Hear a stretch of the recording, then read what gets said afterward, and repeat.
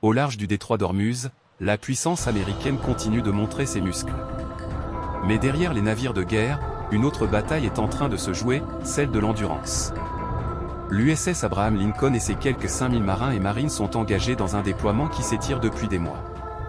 Le navire a passé plus de 250 jours en mer, dans une mission prolongée à plusieurs reprises.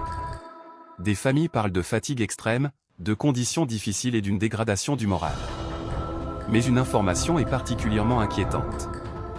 Des militaires auraient tenté de passer par-dessus bord. Dans un cas rapporté par des proches, un marin a tenté de se suicider. Il a été secouru et placé sous suivi médical. Dans un autre incident, un camarade aurait réussi à retenir un marin avant qu'il ne passe par-dessus bord. Ce n'est pas seulement une histoire de fatigue. C'est une question de résilience humaine. Car un porte-avions peut continuer à fonctionner, alors même que les hommes qui le font fonctionner atteignent leurs limites. Le Pentagone rejette cependant l'idée d'une crise généralisée.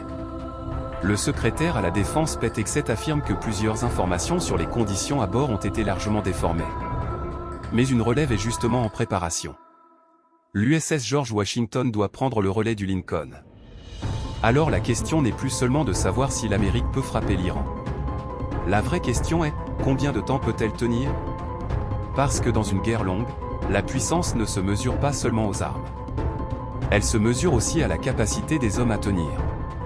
Large écho, comprendre ce que les images ne montrent pas.